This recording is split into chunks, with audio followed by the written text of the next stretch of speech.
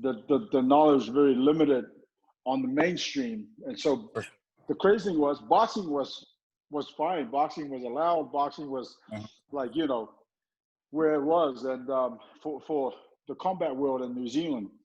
And so there were a lot of people that came before me, like my coach at the time, Lolo Hemuli, who was also, you know, a guy that competed. And then after he was done with competing, he opened up his own camp and whatnot. And prior to that, I had another coach from, you know, a world champion from Thailand. But even then, so I truly understand, you know, that part of it, because it took a while for the public to really kind of embrace what kickboxing was about. And now, you know, these past years and years have gone by, and obviously the evolution of the sport from boxing to kickboxing to mixed martial arts, you know what I mean? And so, and that took a little bit of time. And I think, you know, now over there, so yeah, I can truly understand when a lot of our Polynesian athletes, if you will, yeah, they all go to football, especially here in the States. You know what I mean? Sure. Yeah. For sure. Well, Monic's already started recording to all of our listeners and all of our followers. Man, it's such a huge honor, man, to introduce Ray Sugarfoot Sefo. Like such a big inspiration to us here on the Tough Block Podcast. You deserve to be in the UFC Hall of Fame. Hopefully that comes soon. He's also the president of the PFL. Man, such a big inspiration. Like, as a Polynesian growing up, you don't see our kind at the head of things, and seeing you going through your illustrious career, then getting to where you're the president of a whole MMA fighting league. It's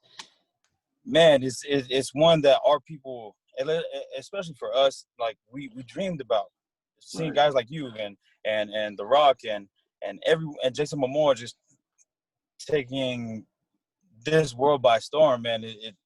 That's what we're trying to do.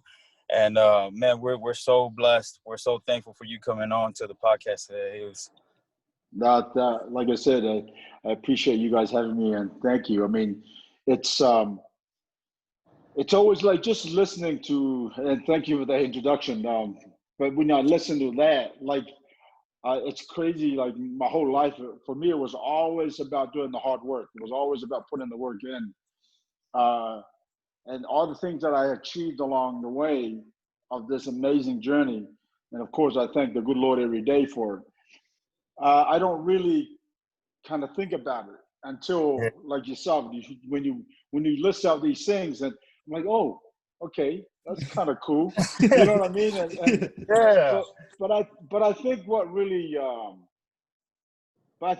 stands out the most is just knowing that I can inspire like people from all around the world, let alone my own people, you know, and then listen to you, brother, say that. It's just, you know, the journey is still continuing, but at the same time, it's, you know, I can't thank the good Lord enough, but I do every day. So it's been a blessed journey.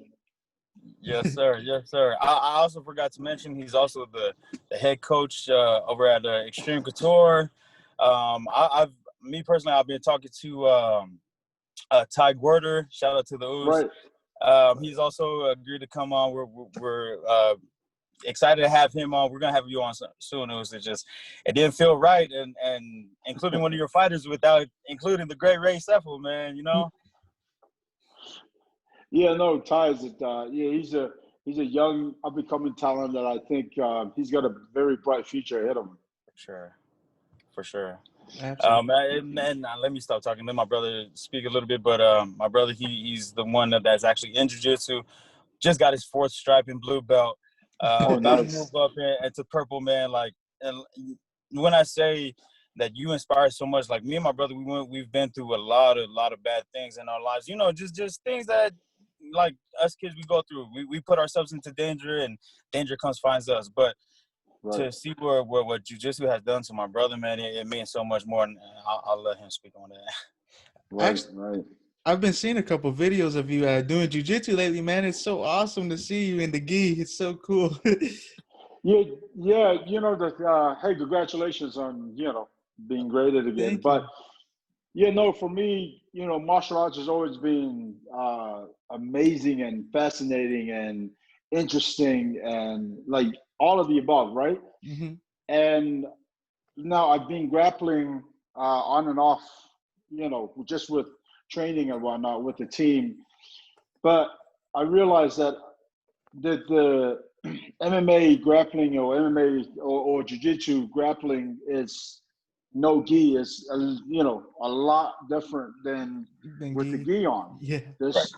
And it's funny though, because, you know, now working with Ronnie, who's a you know, a good friend, a brother, but he's also a legit black belt, and working with him and the things he's like we're going through and whatnot, it reminds me so much of the stand-up game, because the stand-up game, there's so much to learn and details, and you know, like you take a half step one way, it could cost you the fight. You take a half step the other, you could win the fight. You know what I mean? So and it's the same with the gi. There's so many variables and so many things to learn from it. So I'm really enjoying, you know, learning and see how far, you know, I can go. Obviously, at some point, and that's, you know, a few years away. But at some point, that's the goal is to get my black belt. But that's going to take time.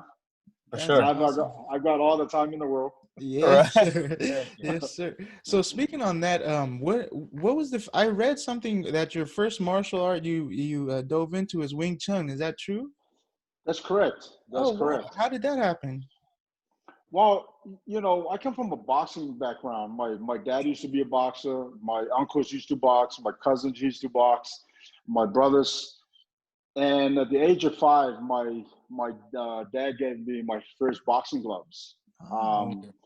And I'm the second youngest of 9 kids. You know what I mean?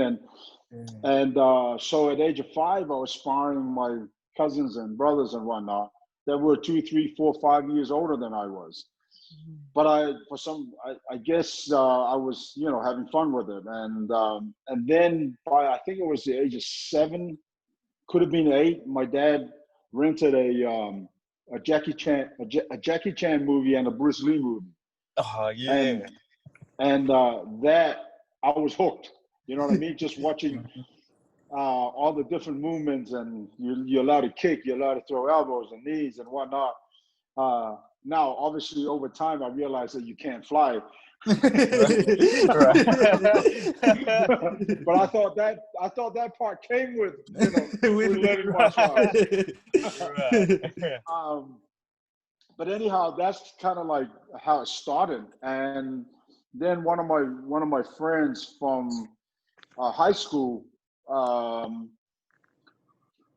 was actually already doing Wing Chun and had asked if I wanted to go, and I'm like, yeah, absolutely. So the day I actually went was the day I joined.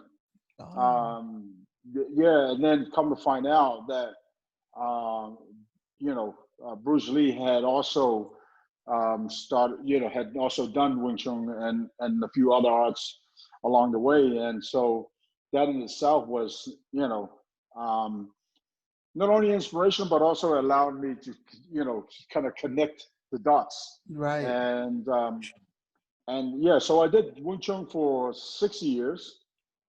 And then after that, 6 years, and then I switched from Wing Chun to Muay Thai. Oh, I see.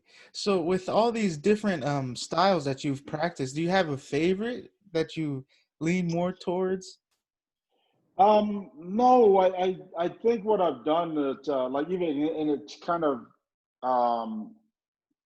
that happens within my coaching is that, you know, I've kind of put boxing, kickboxing, Muay Thai, and Wing Chun together, because there are some shots, like a typical uppercut for a boxer is, you know, you roll your wrists over, right? Right. In Wing Right. Chun, you punch this way, like this, right? And so I've actually, it's funny because my fight against Gary Goodrich, that's how I bring his head up and the left hook landed. You know what I mean? Right. So there are little things here and there that I've actually taken from all the disciplines that I've done and kind of added into my own game as well as into coaching. Man, that's awesome.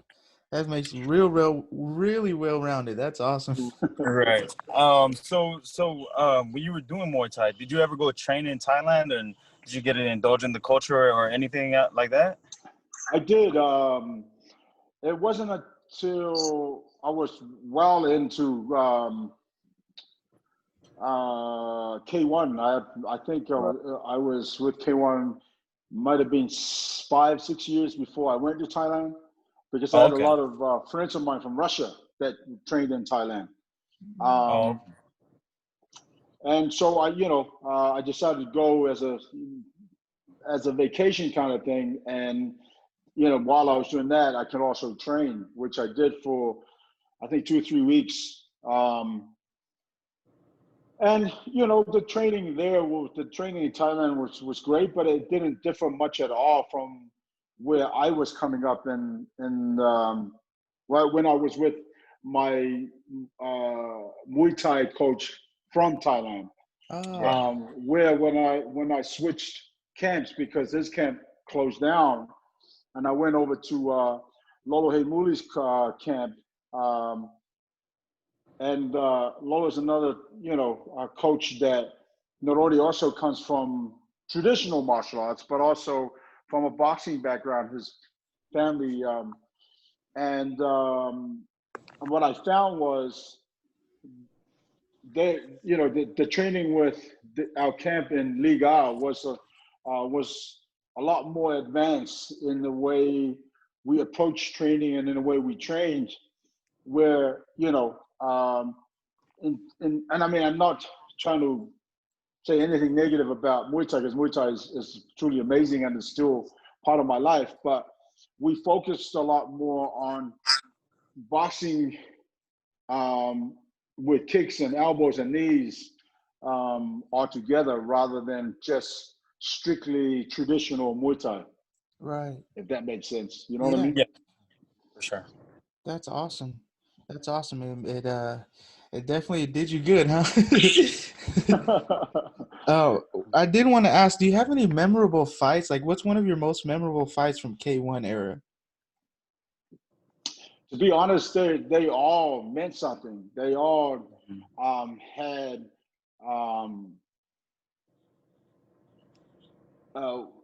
well, I couldn't not include all of them because that was part of the journey. Right. You know what I mean? And so for me was just the fact that, and my wildest dreams, I never would have thought as a young Samoan kid that grew up in New Zealand, I remember back when I was 15 years old, I remember questioning myself what I was going to do with my life and where I was going. And at the time, the thing that came to mind, and maybe because back then also in New Zealand, I think 95% of television was American television. Right. Oh, wow. Yeah, and so Chips was one of my favorite programs to watch as a kid, right? Yeah. And so being a cop was one thing that I wanted, that really stuck out in my mind. Of course, I was also this young Polynesian kid who was a dreamer. I would watch films like Superman, Batman. I wanted to be like the superhero kind of thing, kind of character. You know what I mean? And so in my mind at the time, the closest thing to being a superhero was being a cop. And, and so that really, and also the fact that I wanted to do good, I think, and help the community and, and whatnot. And so and so it wasn't until, martial arts came along, and of course I fell into that. That's another whole story. But going back to the question, there's so many fights that, or should I say, all the fights leading up to winning 6 world titles in just 6 different weight classes, they all meant something. But the fact that I was part of this core group of elite fighters in the world for 12, 13 years was something that I never dreamed that I would be part of. And so, but the crazy thing is, though, when I travel the world, the one fight that sticks out to everybody's mind is the Mark Hunt fight, which is another story. For sure. And so that fight in itself is the one that stands out the most to everybody. Right. That's actually what I was gonna ask about too. So that makes sense. It's two big names. For sure. I do have a question. Which one, especially because you fought so many big names, which hurt the most? Melvin Manhoef's leg kicks or Mark Hunt's overhand? Or which one were you more aware of and that you were trying to really pay more attention to make sure you don't get caught with? The funny thing is, it's none of those actually really. After the fight, I was actually surprised that with those 2 fights, it didn't really hurt or faze me, and maybe part of that was because I was so aware of how dangerous both of these fighters were. For sure. I was so aware of all the danger that Mark brought and all the danger that Melvin Manhoef brought, because they're both at the top of the game, and one was a heavy, puncher kicker, and one was very good at setting up, kicks with his punches, and so I think listen, both of those guys are both knockout artists. They're both, very dangerous fighters. But I think the fact that I knew going into that fight and before that bout ran, I knew how dangerous they both were. So every element of my being that allowed me to be completely sharp and be aware was very heightened in those fights. You know what I mean? And so it's probably why a lot of that didn't happen. But for sure. And again with Mark, that fight, Mark and I went the distance. Where with Melvin, I stopped Melvin in 30 seconds. Right, I know. That's right. And so again, I knew, and it's funny though because, and again, like I can't speak enough on how dangerous both of these athletes are and both of these guys are, and how much respect I had for both of them, because not only that they were in that level of competition and that level of fighting, but they were very dangerous. And so, and I think part of the difference between Mark and Melvin is that Mark takes a better shot than Melvin does. Right. Sure. And and I think that was the only difference in the fight. It might be that Samoan stubbornness that kept Mark up, Oh, 100%. 100%. Yeah. Oh, yeah. So many people have asked me that question. Why were you guys able to, withstand each other's punches when you guys actually land and knock out other people that's not you both? And I said, I think part of that, we were both wanting to win, and 2, we were both from New Zealand, and 3, it's that typical Samoan stubbornness that that allowed us to continue the way we did, and it turned out to be the number 1 fight in K1 history, in the way it was conducted and the way it was done. And the crazy thing is, I'm sure Mark didn't think like I did, we didn't think that, oh, we're going to go and do what we did. My thought was to go out there. Our game plan was we were quicker than Mark, and so we were just going to make Mark pay, miss and counter, right? Mm-hmm. And then set things up for him to walk into. Of course, when Mark came out like a bull, like the bull that he is, yeah, that whole game plan went out the door. And in my mind, I was like, all right, we're doing it. This is what we're going to do then. So we stood and banged, and and so it made it for a great fight. For sure, made history. For sure. And that's one thing. Like, because that was such a highlight, and seeing you and Mark like throw 1-2 and then give each other a hug and still throw at it, man. Like, you have. Every time I strapped on my chin strap and I saw another Polynesian line up across the way from me, I knew like I had to like summon those Ray Sefo and Mark Hunt vibes. And I had to make sure I knocked this fool's head off in the name, just for the honor of your guys' names, man. Like, no, and that's exactly every time you're across the ring or the cage from another Uso, you got to bite down and bang hard. You know what I mean? Oh yeah. Oh yeah. Huge. The funny thing though, just so that viewers know, is that fight actually bonded Mark and I. Like, we knew each other, just hi, how are you, that was it kind of thing.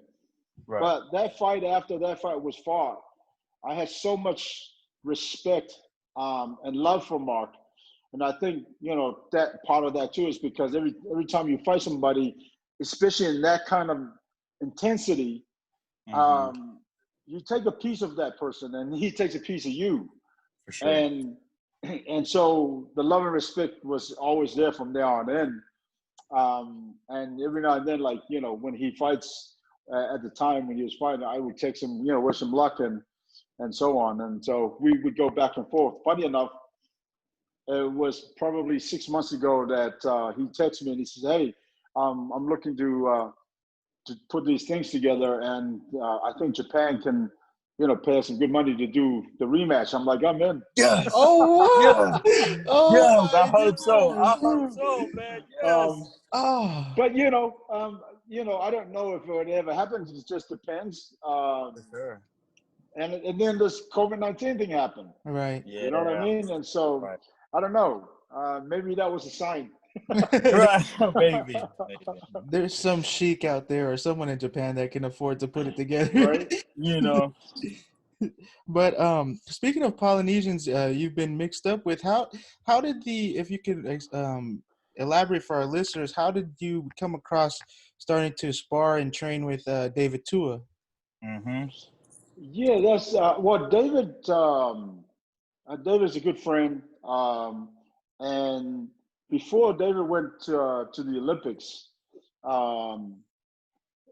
see, the thing is, back home in Auckland, our gym was one of the very few kickboxing gyms that boxers will come to for sparring, and or we would get asked if we would go there,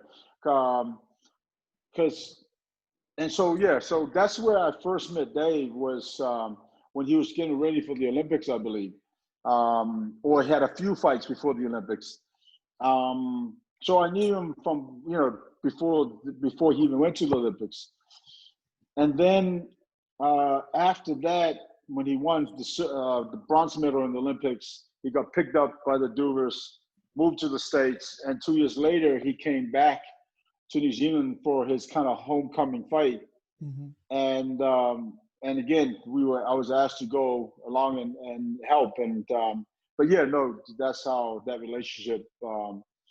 And even to this day, I was just talking to somebody that it's also connected to Dave, and I said, make sure you. Not a good friend. It was August, and from New Zealand, and I was saying to August, to give him my love and say hi. That's awesome. Yeah. Man, that's awesome. Just to see the big names all together, man, that's so cool. All right, let me see here. I did have a couple extra questions for you. When did you come over to the States? Back in '93. Oh, okay. Yeah, a long time ago. Oh, And I think the initial 2 years, the first 2 years, I was going back and forth, and then I decided to stay for good. oh, that's cool. Yeah, For So sure. you, yeah. It's funny though, because a lot of my friends from Europe had always thought that I was still living in New Zealand, All right. and then when I was telling them, they're like, "What? We had no idea." Yeah. Heck yeah. So being so for those that don't know the PFL, you are the president of that fight league. How did that all come to play? Obviously your name holds a lot of weight, especially in this MMA world. But how did you acquire and what drove you to take over for the PFL? Because it was the World Series of Fighting before, and then you guys Right. changed to the PFL, right? Well, yeah. I founded the WSOF. Oh, right. That's right. That's right. That's Yeah. correct. And so what happened was K1 was in. I had heard through the grapevine that K1 was in a little bit of trouble, and the shows, the regular events, wasn't happening as it was or prior to that, and so I kind of had a feeling that something was up, and then I was also looking at, and I also knew that at some point that timeline was moving up fast in For terms of sure. retirement, and so for me I wanted to find something that kept me in the game, that kept me being part of what's happening now, For and sure. so I called up a buddy of mine, and funny enough, because I had heard that he was oh no, he called me that Saturday. So Friday night I had an interview with Tap Out Radio, and as I was talking to them, something clicked in that interview, because they were big fans of K1 as well as mixed martial arts, and so and it just dawned on me that maybe it was time for me to look at starting my own thing, right? And so the next day, I think it was like 8 o'clock in the morning, I get a phone call from one of my buddies, and he had asked what I was doing. I said, "Listen, I'm headed to strength and conditioning, but I'd like to talk to you about an idea that I have." And he's like, "Yeah, cool. Let's catch up for breakfast." And so caught up for breakfast. Told him about WSOF. Well, at the time it wasn't WSOF. Right. Told him about the idea of doing a $1 million tournament, changing the landscape a little bit from the normal MMA structure to a very similar structure that I came up with in K1. Right. A Grand And Prix. right, and a Grand Prix and whatnot. And instead of fighting 3 times in one night, fight twice in one night. Right. And kind of change that from just a normal show, and put it into a league format like the way it is in the US, with basketball, NFL, NBA, baseball, and all that. And he liked the idea. And so we kind of went to work, and within a week we had offices. oh And man. that was the birth of WSOF.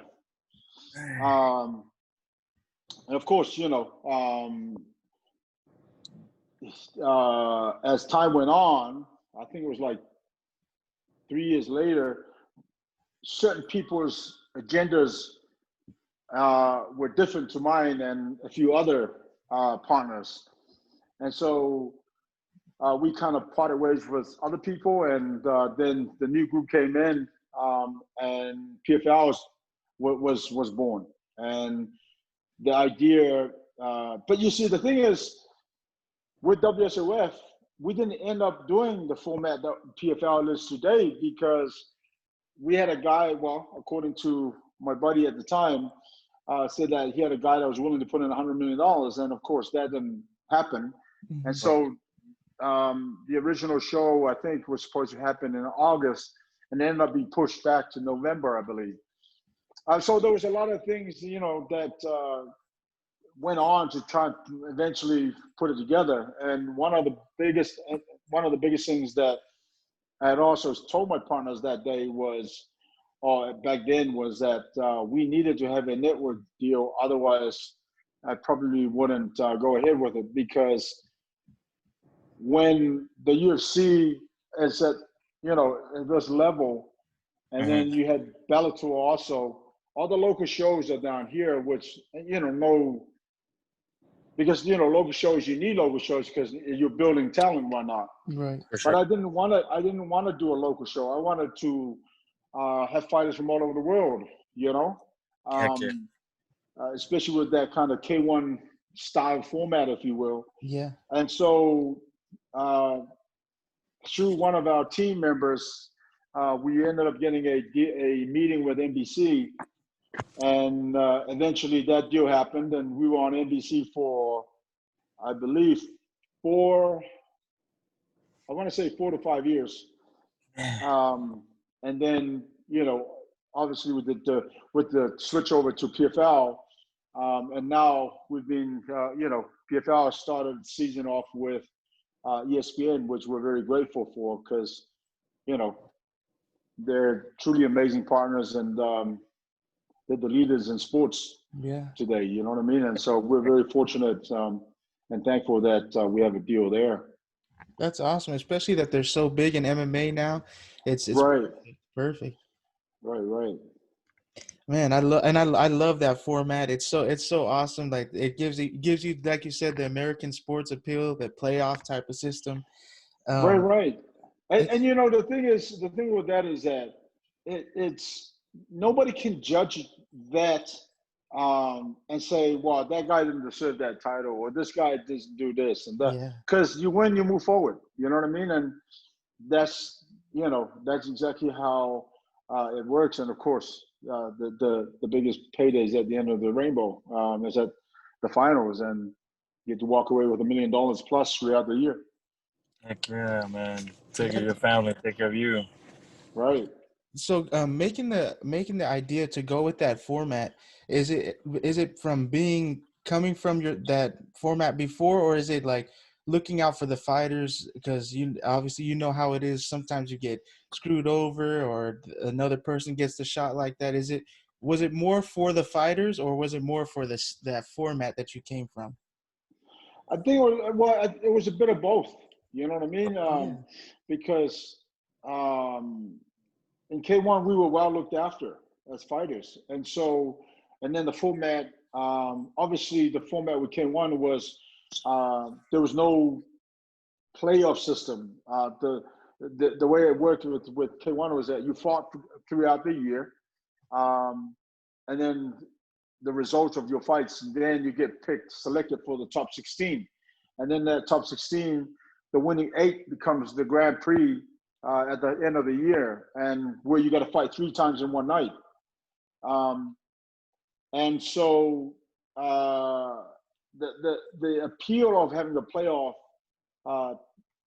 was kind of cool to me, and then the championship, you know what I mean? And so that's how that all kind of came about. But it was definitely a bit of both, where obviously fighters needed to be looked after as well, and from my own experiences, we were looked after well through K1 and whatnot. Obviously, towards the end, it wasn't so cool because they ended up filing bankruptcy, owing me millions and millions of dollars. And but it is what it is, and so it's the past, and you move on, and you try and better things for yourself as you keep moving forward, because that's what the journey. It's all part of learning. It's all part of the test, if you will. Absolutely. And with the PFL, I'm pretty sure the fighters appreciate it. It's a win-win for them. So if you win, you get to move on. That's awesome. So, speaking of from fighting to your lifestyle now, how was the transition into coaching for you? Nothing's changed, because even when coming up in the rankings, I was also still kind of coaching throughout our, at our gyms and whatnot. And then when I started my own team, back in '98, I think it was. I was, when my guys fought, I was the head coach, and when I fought, they were the head coach. And so the transition into full-time coaching, it was just part of the journey, Yeah. Oh, that's awesome. That's awesome. Is there anything that sticks out to you the most now? Like, what's your favorite? Do you have any favorite parts of coaching at the moment? Um, I don't know if it's a favorite part, but what I love about what I've experienced and know is that coaching is not, and obviously I've said this. Being a coach is not just about someone that knows how to hold pads. It's somebody that knows, what it feels like to be there, and someone that knows how to advise fighters in regards to whether they're overtraining or undertraining, helping them with training and sparring and everything else. And so, so I guess what I've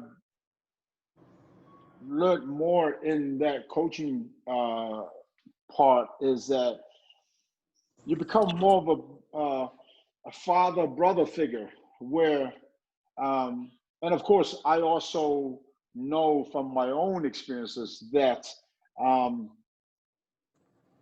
that you can't feel like they're your kids and you got to go, no, you got to do this, because that's not the case. You know what I mean? They're grown men, they're adults, and so I can only advise on what I think is right, and the decision is ultimately theirs. You know what I mean? And so, and whether I like it or not, that's just the way it is. I just have to support them 100%. For sure. For sure. I do have a question, especially with how social media culture is and how here in the States, people are pretty vicious. A lot of people don't know how like Japanese culture and all that is. And I've heard so much great things from the fans there, like that they're very educated on the sport and there are a lot more great things. How was your experience with the Japanese audience and fan base?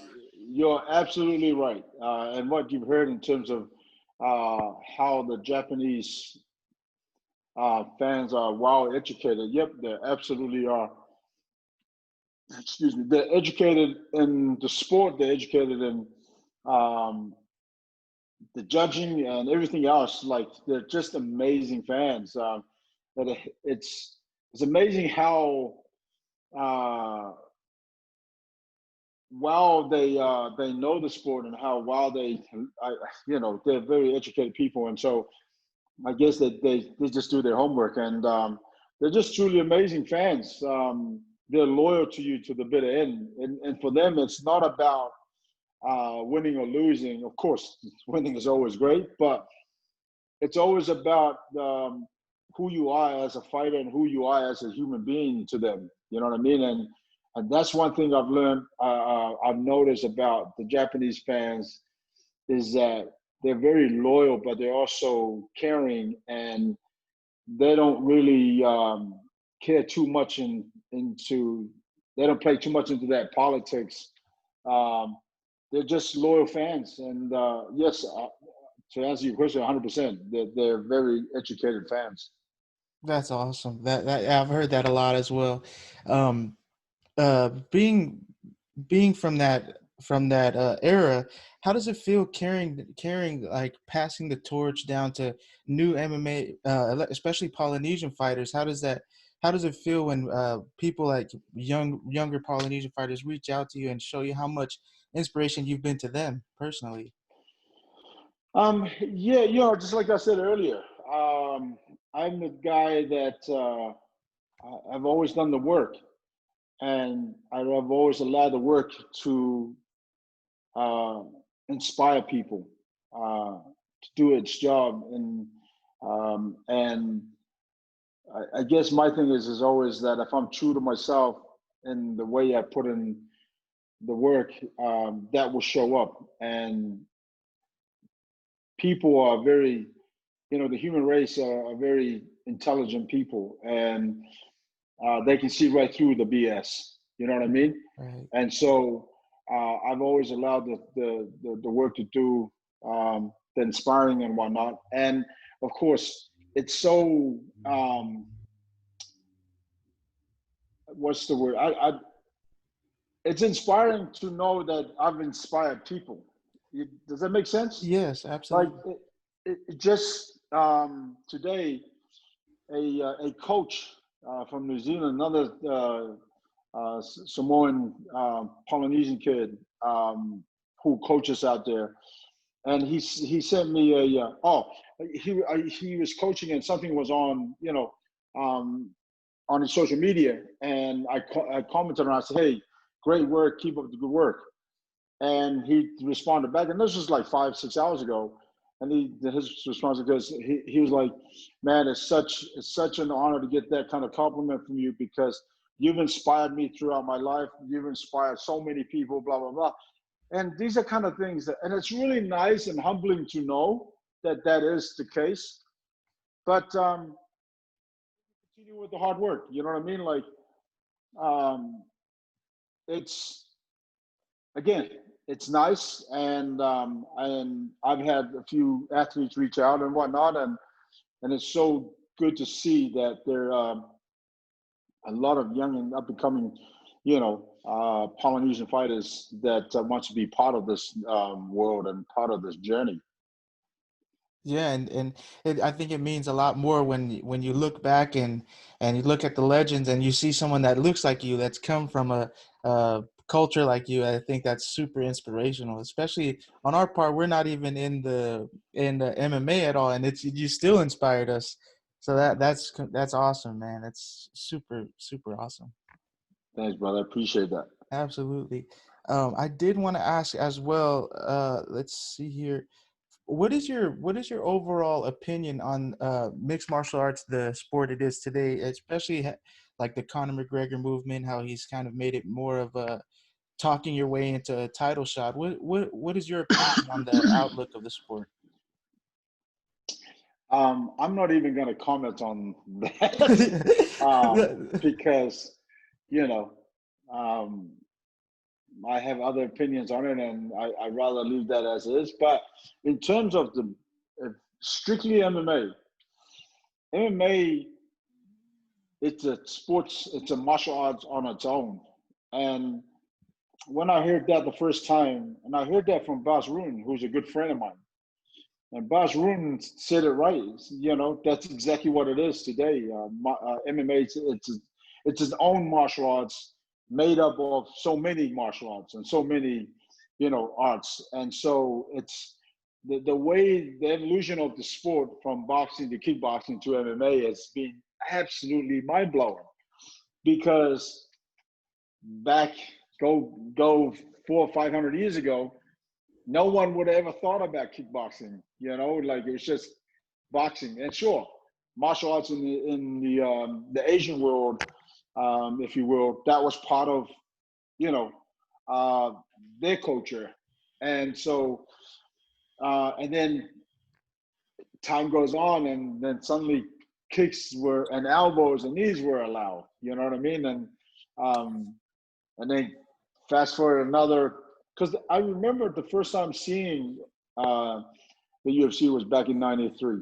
Mm-hmm. I was in because one of my older brothers grew up in California, Orange County, and I remember sitting in this lounge watching the first UFC fight card, and so just even watching that, like 25 years ago or 27 years ago, how the game then versus the game today has changed so much.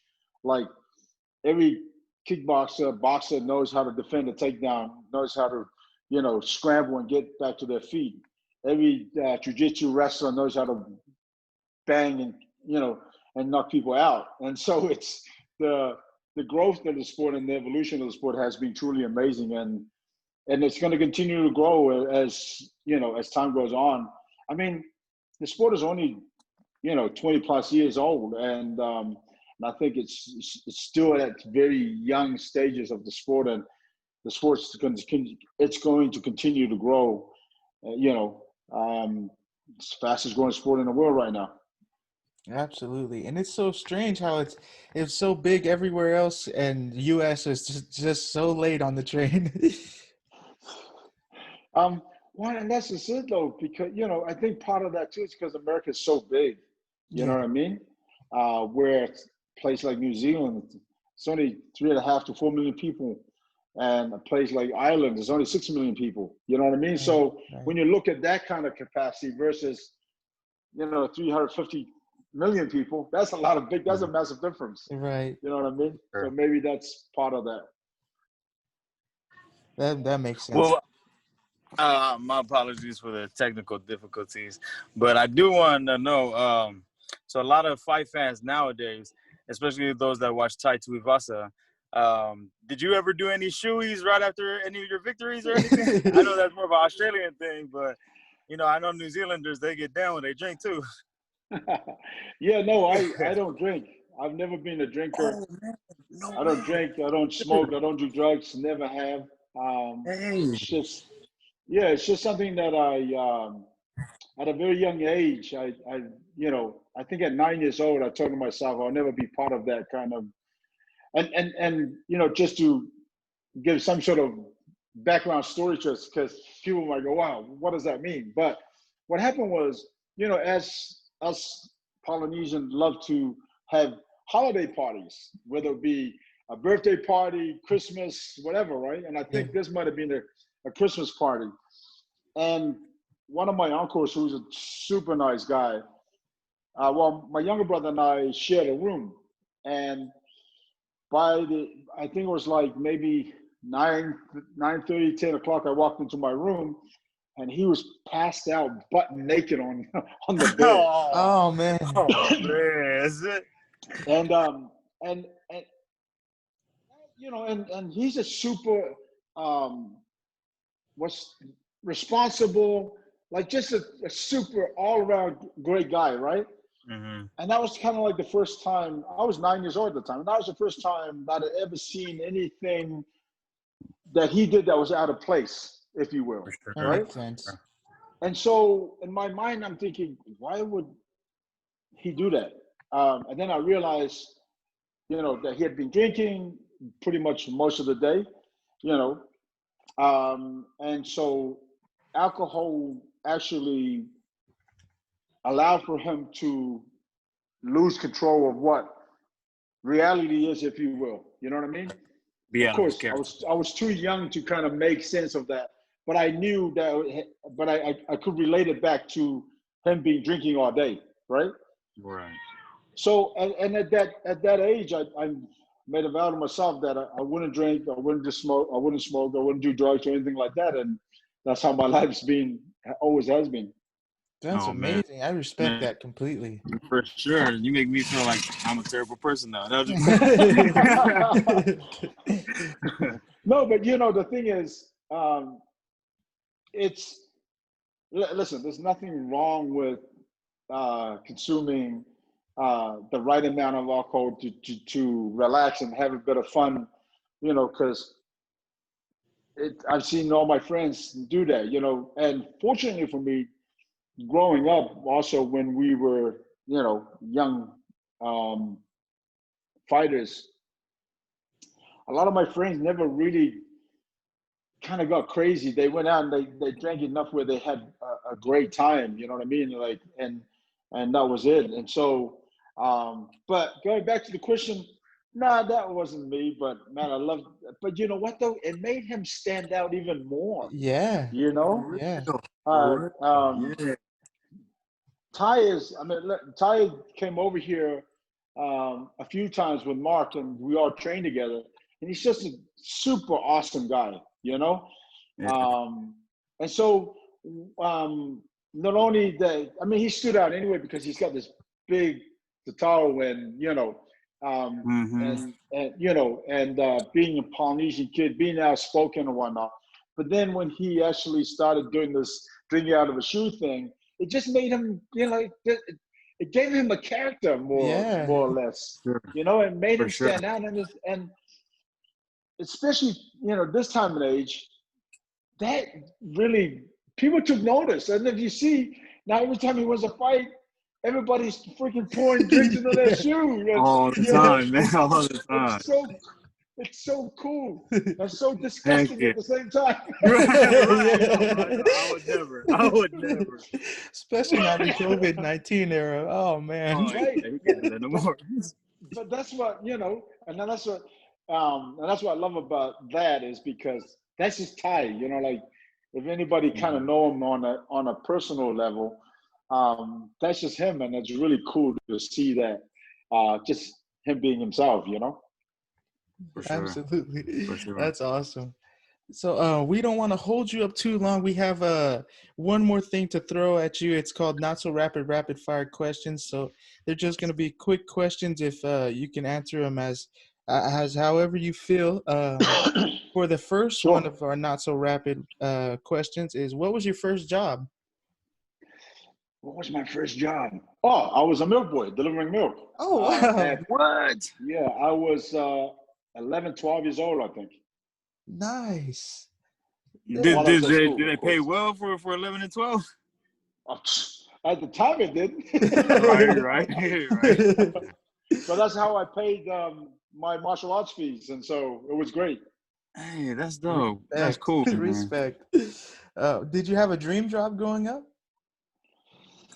Yeah, I wanted to be a cop. Oh, That's right. You did answer that. That's awesome. Do you have any hidden talents no one knows about? Ooh. That's a good one. Well, I modeled for 10 years, and I was part of a dance group for a while. Oh, wow. Oh, yeah. Like a B-boy dance group or like a Polynesian dance group? The B-boy dance group. Oh. Yep. You still got your B-boy skills? What do you mean? What are you talking about? Hey! Don't get me started. Yeah. That was awesome. You know, the funny thing is, I just called one of my buddies from New Zealand because there was, you know, of course, you know, during that time we didn't have these camera phones. Right. Yeah. Right. So it's hard. But so I was trying to see if he could find any videos of when we performed, because we would do a lot of like the aerobics champs, just a lot of different things he would do here and there, fashion shows and whatnot. We would open up for certain, you know, things. So it was fun. I mean, absolutely fun. That's awesome. Good. That is awesome. Me and my brother are huge superhero fans, and it sounded like you were growing up as well. Oh my God! I'm you know, Justice League, Marvels, you name it, everything. Yes. Yep. I love all that. Yeah. I'm a sci-fi freak as well. Yes. Yeah, man. I love all that. So this might be tough for you then, but who's your favorite superhero? I would have to go with Superman. Hope. Really? Just Why? because, well,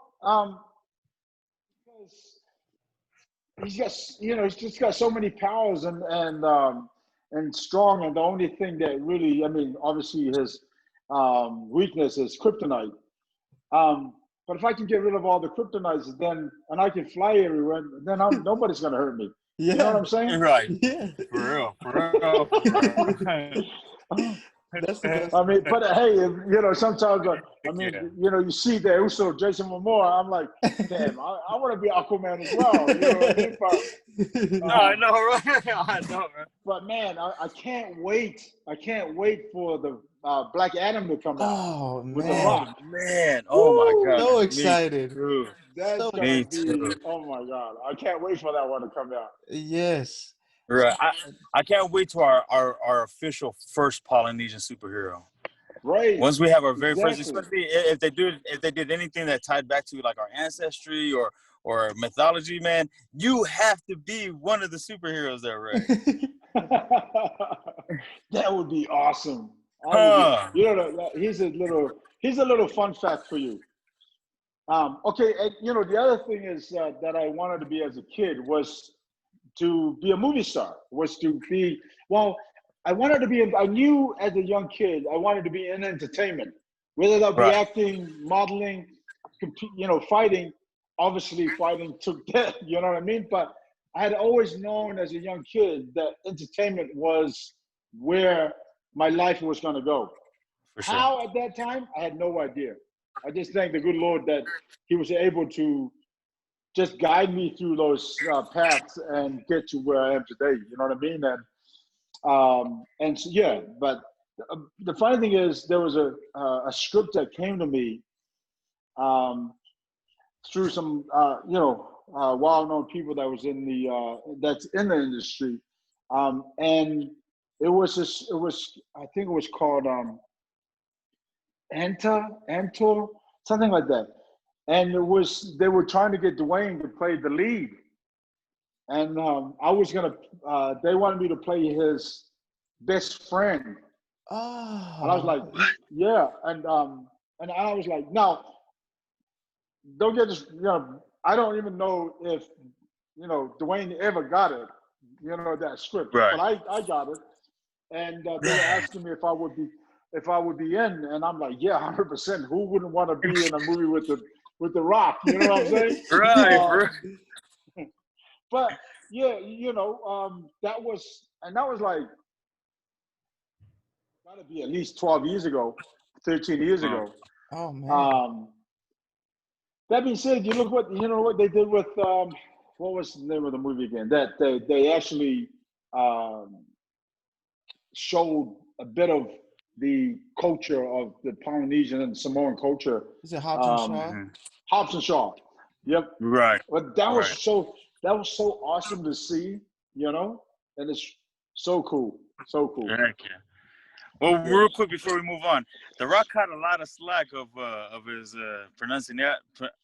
pronunciation of the Samoan words and everything. What is your take on it? How rated is this? Oh man, you could cuss on it. We don't give a damn. We don't. What the fuck are they talking about? I know. Heck yeah. Leave The Rock alone. I mean, jeez, the fact that he even attempted to. I mean, I don't know to what extent he, how good his Samoan is. Man, the brother, nobody's laid out and put Samoan on the map as much as he has. Absolutely. So shut up and leave him alone. Yes. Hell yeah. Yes. Hell yeah. We are 100% on board with you. I'm like, when I heard, the funny thing is, when I heard it, I'm like, what the hell are they talking about? I know. Man, this brother's put some more on the map like no other, and you're gonna criticize him? Yeah. Mm-hmm. That's all I gotta say. Yeah. Right. Yeah. Even with Maui from Moana, there were so many people complaining like how big he was. Like, man, that's how all of us look like. We all look like that. How big he was? Man, I walk around, I'm 280 pounds. You tell me one Samoan that's less than 250. Right. You know what I'm saying? Mm-hmm. Yeah, people just want to complain about something nowadays. Yeah, exactly. But hey, man, find something that's legit to talk about. Not about The Rock. Yeah. Yeah. Right now, as far as I'm concerned, The Rock can do no wrong. Yeah. Absolutely. I'm on the same page. So, do you have a favorite food? No.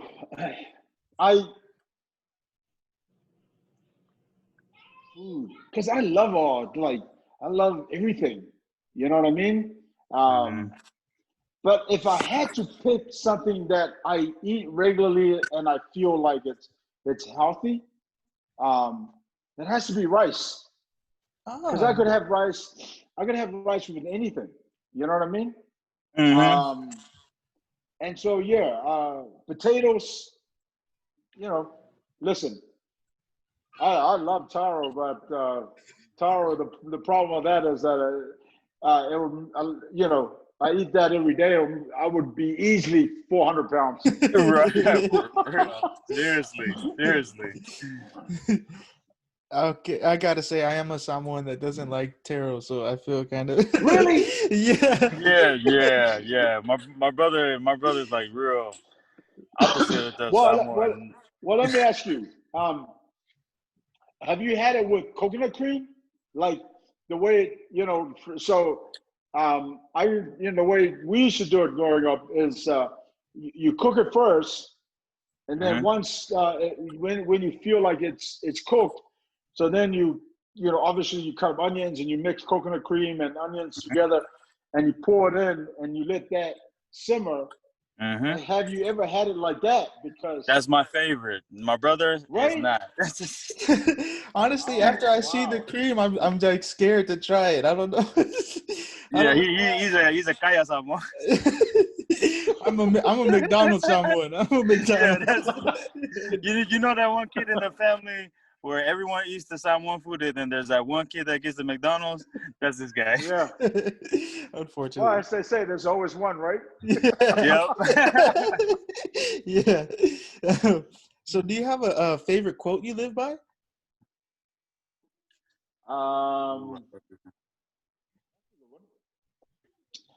Well, the one that always stands out, which kind of applies to everything in life, for me is fighters don't quit and quitters don't fight. Ah, that's And beautiful. I've always said that. I think my third or fourth year in K1, I'd always, that was one of the things that I quoted in an interview, and I stand by that because that doesn't just apply to fighting. That applies to everyday life. That applies to everything in life. You know what I mean? And so that's one of my favorite quotes. I love that. I love that. Heck yeah, I'm gonna have man. to write that down. Inspirational, man. For real. Seriously.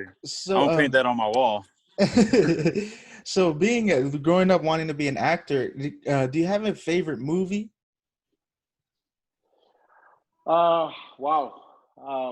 Listen, um, outside of all the Marvel movies and the Disney movies, the movie that stood out for me was Heat with Al Pacino and Robert De Niro.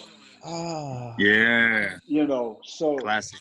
yeah, I mean, just to see those two together, it's like just truly amazing. You know what I mean? yeah. Um, it'd be like You in versus Mark Hunt. um, but it'd be like seeing an action movie of, Rock and Jason Momoa together, kind of thing, in Yeah, that kind of action field, if you will. You know yeah. what I mean? For sure. For me, anyway. But Mickey Rourke is a very good friend of mine, and so one of the movies that I love of his was also became a classic was 9.5 Weeks. Oh Oh my yeah. God. Oh You know, yeah. Really good yeah. one. Like that one. I like that one a lot. So coming up wanting to be an actor, thinking back now, if you could reboot any role that you think you could play better, what role would that be? Yeah. Wow. Yeah. Reboot any role. Oh, that's actually really awesome question. That being said, I don't know if I could do that question any justice because my limited, I've done a few parts here and there, but not in that capacity, if you will. Right. So I couldn't really say which, and even if I did, I don't think I would do it justice just because I don't have experience in that field. And like Right. I've always said to people is that I can only speak from my own experiences. Right. It's like with my coaching. I can only give you that I've experienced. I can never give you what somebody else has done because I don't know what that feels like. I don't know how that, sure, I can practice or whatever, but there's nothing more truer than your own experiences. For I sure. respect that. I respect that. For sure. Well, any dream role? Not saying that you could play better, but any role that you think. Oh man, I would love an action-packed role. Like I would love a war movie. I would love to do a martial arts movie. But more than anything, I'd love to be be a detective kind of movie. You know, any kind of thing like that, where For there's sure. mystery and thriller and action, if you will. Oh man, I like that. I like that a lot. I think you in your prime, you would have been amazing as Blade. Seeing Ray Sefo going there as a daywalker, that would have been amazing. Yeah. Blade would have been awesome. Yeah. All right. So you know, Polynesians, we love impressions. Do you have any good impressions? Do you happen to have any good impressions? I'm horrible at impressions. Horrible. That's okay. Me too. All right. Do you have a favorite submission? Rear naked choke. Nice. Right. Nice. Take the bag and get them out. Good old reliable. Right. The funny thing is, the rear naked choke is something that I had always done when I was a bouncer. Oh, right. Oh, yeah, for sure. And I didn't even know what it was called. I just knew how to apply it. You know what I mean? Yeah. I didn't know what it was called until obviously when I started training MMA, jiu-jitsu, and whatnot. But yeah, it would have to be the rear naked choke. Awesome. Yeah. Awesome. And for our last question on not so rapid fire questions, what is one thing that that quarantine has taught you or that you've taken away since COVID-19's quarantine? Well, the basics of hygiene. You know, Right. sometimes you kind of just forget, but you know, washing your hands when you leave the house or when you come back, or you know, just anything whether you go to the supermarket or whatnot, and all those kind of things, like we take it for granted. But I think, if anything, COVID-19 has taught me is about hygiene and obviously family as well, because you get to spend all day, every day with your family, and you know, sure, you agree on some things and you don't agree on others, but yeah, I think that's the biggest takeaway is just making sure my kids are washing their hands almost all day, every day. Right. All right. Well, we really appreciate you coming on, Ray. This has been a dream for us. It's amazing to have you on. Thank you so much for joining us. We really appreciate that. Thanks, Uso. I appreciate you guys having me. And this got to be one of the funnest interviews that I've done. Awesome. Hey, man, we appreciate seriously. it, man. We Yeah, appreciate it. no, seriously, it's really cool, and it's like I said, it's fun when when you're asking questions that makes it fun and enjoyable. You know what I mean? So, thank you guys. I appreciate you guys. Heck yeah. I mean, I'm pretty sure throughout all these years, you can only get asked so many times, like, how do you throw that left hook, or how do you throw right. We try to make it a lot more entertaining for our guests as well. But man, it makes it so much easier when we're a fan. Like I said it from the beginning of this episode, and Monix just covered, like, it's been such a dream just to even share this space with you, let alone to hold a conversation and interview. Like, everything that you've done has inspired us since day one. I guess he's like our older brother, but we had a cousin that came from Australia, and he showed us everything of you. That's what put us on. And I think that was back in like 99, 98. Right. And ever since, man, oh man, when Longest Yard came out, and everybody was all over WhatsApp, I was like, oh yeah, let me show you something. Oh, I know. Same. Like, let me show you what my people do. We put those guys down. You broken my nose. Right. There's the impression. But for our audiences, Ray, where can they find you on social media, or where can they catch the PFL, or anything you want to plug? Go ahead, brother. Yeah, no, you find me on Instagram, Sugar Ray Sefo, which is the same on my fan page on Facebook.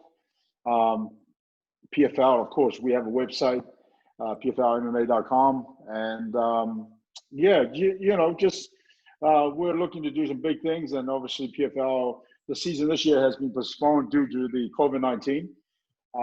But there's a lot of, good things in the works, and the season will restart in 2021. I think it's either the last week of April or the first week of May. But that's when the season's looking to start again. But other than that, hey, listen, a big thank you to you, brothers, and also to all the fans out there. I appreciate the love always. Thank you so much, and much aloha. Thank you, guys. Absolutely. Thank you again. Thank you again for coming on, and we really appreciate it. Hopefully, we can have you back on sometime. But this has been an honor for me. This is your boy Monix. And thank you for joining on the block. This is your boy DJ. Appreciate it. Thanks, guys. We're out. Thank you also. Later.